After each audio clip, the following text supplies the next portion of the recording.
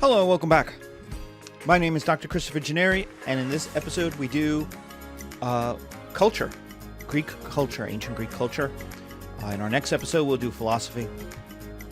And so we do drama, the number one form of public entertainment in the Greek world. Theater, drama. It was public. In fact, these are the biggest public spaces in the Greek world, in a Greek city, was the theater.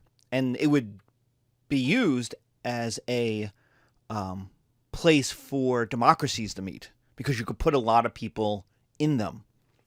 So they might have, if the typical city was 5,000 to 10,000 people, the theater itself might be 1,000 to 2,000 people large. So you could hold a very large percentage of the population at the theater.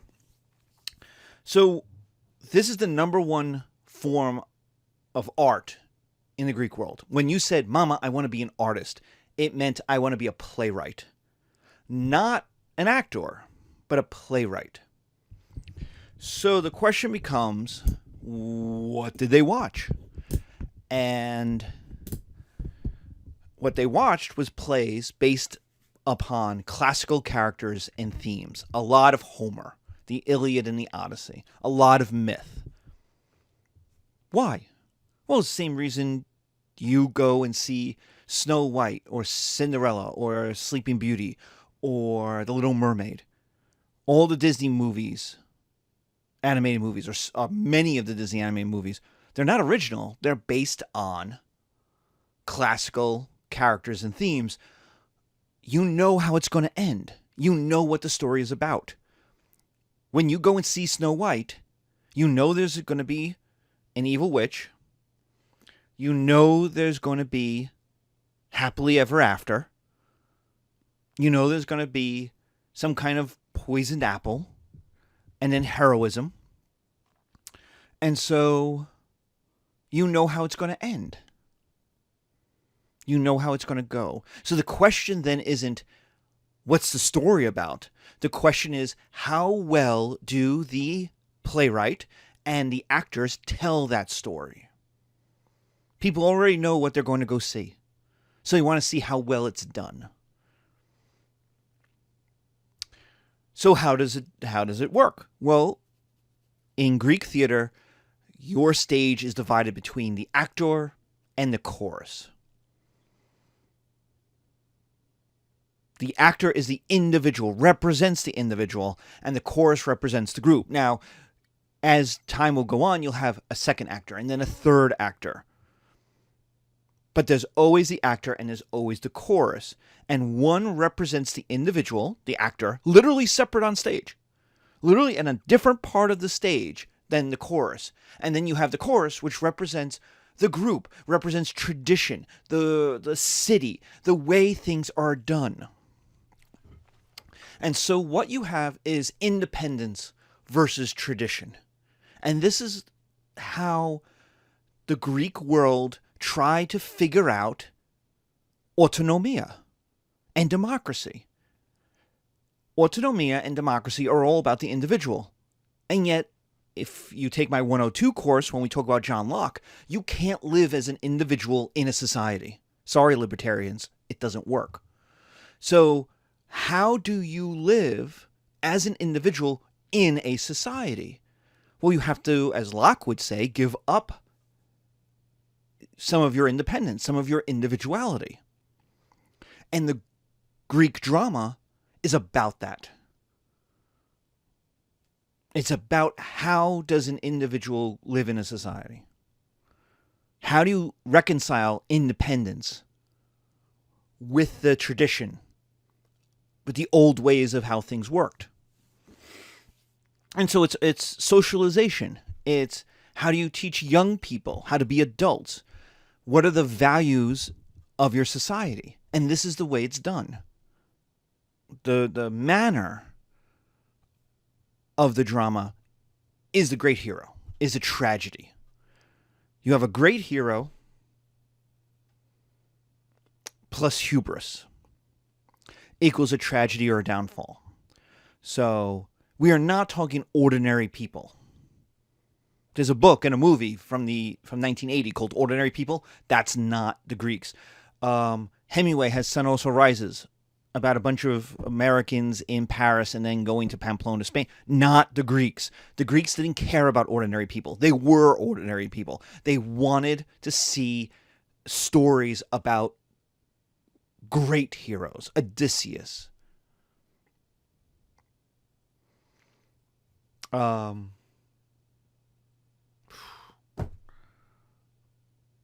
Medea.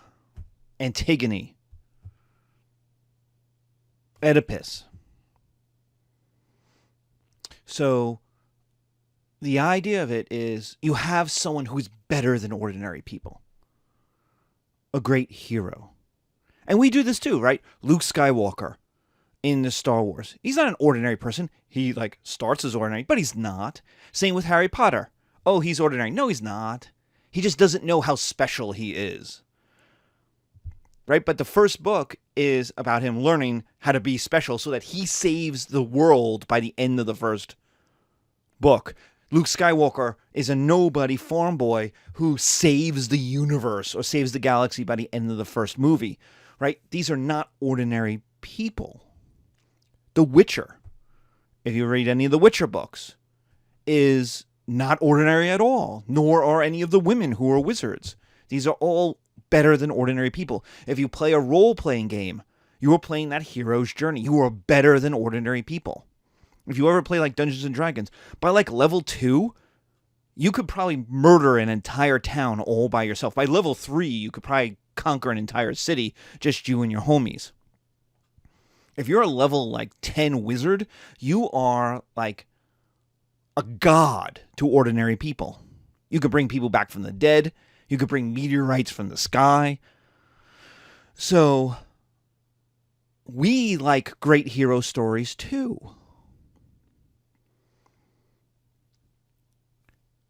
So that's when hubris comes in. Now, hubris is usually defined as pride. But I don't like that. And a lot of classicists don't like that. Because pride is not always a bad thing. Pride is a very Christian, Catholic bad thing. Pride cometh before the fall, as John Milton says. Right? That you're too full of yourself. That's very early Christian. It's you have to be humble. Why? Because when you say you're awesome, you're like the gods. You're like God himself. And God himself doesn't like people saying, you're so awesome. Right? God giveth and God taketh away. And so you have to be humble. Well, great heroes are not humble. By definition, they're great. So I like the definition of hubris that I've heard, which is that hubris is violent self-love. It is not walking the walk and talking the talk. Like if you're LeBron, if you're Messi, LeBron in the NBA, Messi in world soccer, if you're Alex Morgan, you say, I am the greatest player in the whole wide world. You can say that because you walk the walk. You are the greatest player in the whole wide world. You can legitimately say that. That's not hubris. That pride is good pride. It's like being proud of what your kids are doing. And you say, look at my son, I made that. Or look at my daughter, what she accomplished. I helped that. I made that. And you could take pride that that's partly your accomplishment too, because you helped him or her. Hubris is Gaston in Beauty and the Beast. But not Gaston's song about all the things he can do. That's not hubris. He can do all those things. He can eat 5 dozen eggs. His chest is full of hair like a bear. Nobody wrestles like Gaston, can spit like Gaston, can match wits like Gaston. Nobody in town. He is the best person in town. That's not hubris. Hubris is where Gaston goes to Belle and says, "We are getting married." And she says no. And then he turns to LeFou and says, "I am going to marry that girl, whether she likes it or not, because I deserve the best." It's that deserve. It's I am great, but I deserve something because I am great. Pride becomes hubris when it becomes that deserve. I am great, so I deserve. Rather than I am great, so I can do great things. It's the deserve. That's the hubris.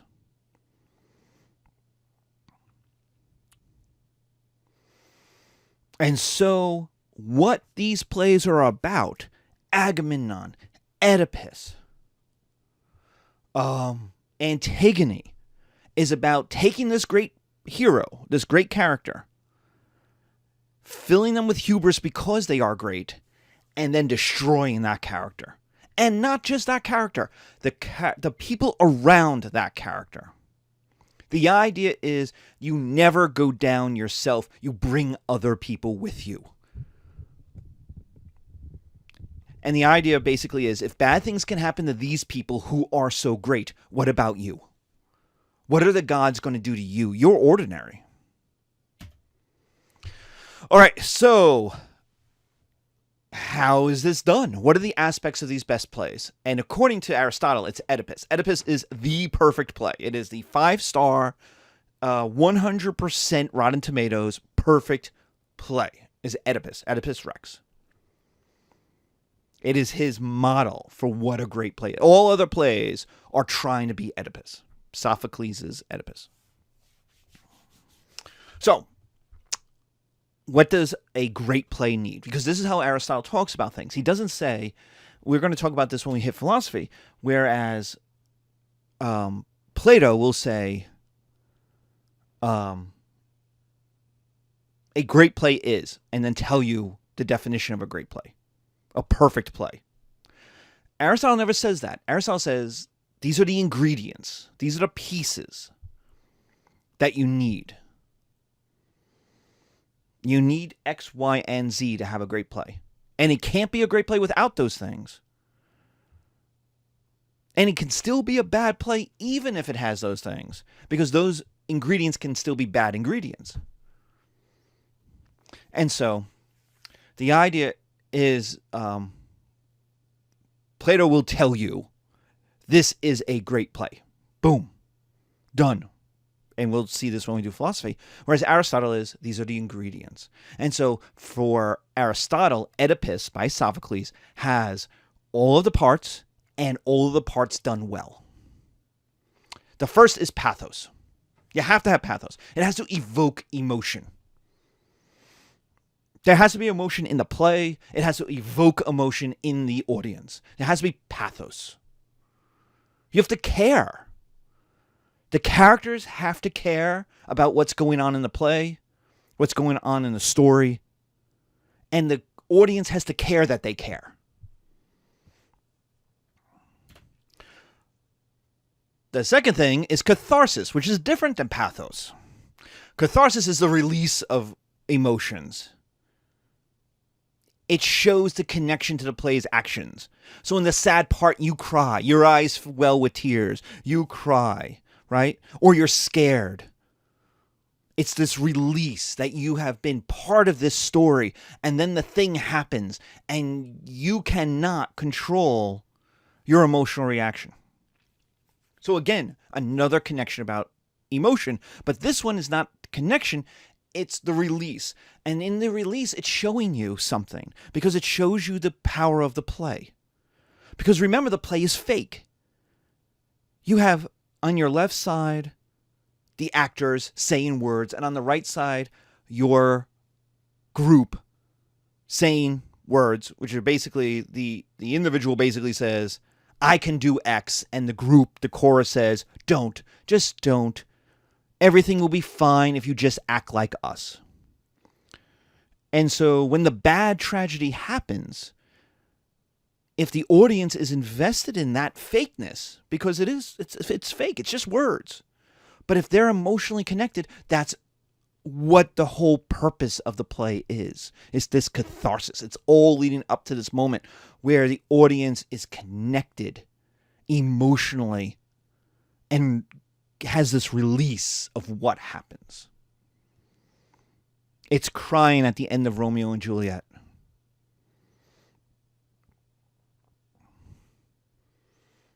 It's being happy when the Death Star is blown up and the Ewoks dance. It's that kind of thing. Because it doesn't always have to be bad. Then there's peripeteia. Peripeteia is the reversal of fortune. Everything's great until this moment, and then it's not. In Hamilton, the play, everything's great. Hamilton is awesome. And then his affair comes out, and he writes the Reynolds pamphlet about his affair, explaining his affair, explaining just how much of an affair it was. And then everything after that is going downhill and will end with him being shot and killed by Aaron Burr. So you have peripeteia, the reversal of fortune, the moment when everything changes.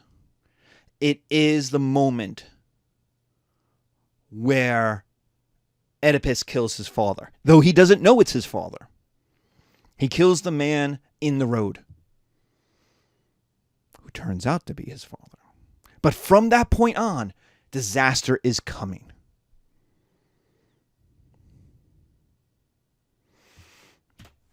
And then there's anagnorisis, the realization. The realization of one's nature or situation is the moment Luke Skywalker realizes that the most evil dude in the universe that he has been fighting for 2 movies is his father.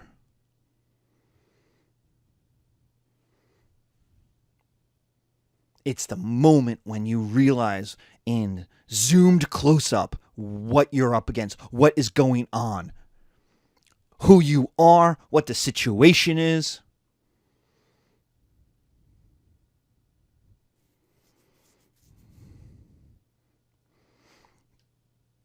And then there's disaster after that.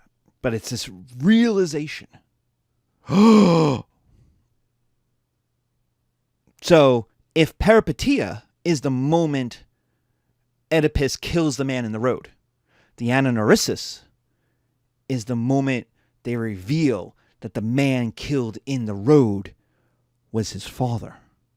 And he goes, "Oh, I killed that man in the road. That was my father."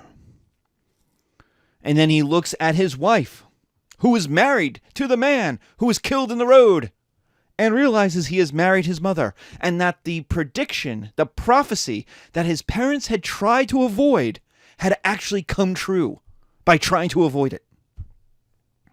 That's the moment. And the audience goes, "Oh," because that is the only proper emotional response you could have. It's now revealed. It is Luke Skywalker screaming, "No," which is so much better than the no in the episode 3 movie where he finds out his Padma's dead, or Amidala, whoever his wife is, where you're like, where it's now a meme of how bad you have anagnorisis. Whereas Luke's anagnorisis is like quintessential Gen X anagnorisis. So, in our next episode, we'll talk about philosophy. So we talked about the plays.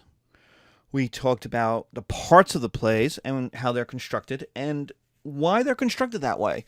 Because it's the individual versus the group. And how do you get them to live together? And this tells you that that the ancient world is conservative. And of course it's conservative. Change is dangerous in the ancient world. Like, you don't really get liberalism until the French Revolution. That's a way, way, way, way away. Like, you know, take the story of Jesus, and you know how conservative the ancient world is. Here's a dude walking around saying, be nice to your neighbors, follow the rules, and like, you know, it be okay with Rome. Like, it's like, yeah, you might think Rome sucks, but be okay with it. It's not your concern. Worry about heaven. And people were too freaked out by his radical message. So the ancient world is conservative. So it's listen to the group. Don't be too much of an individual. That gets everybody in trouble. So just be like us. Be like us. Whereas the individual has to be an individual.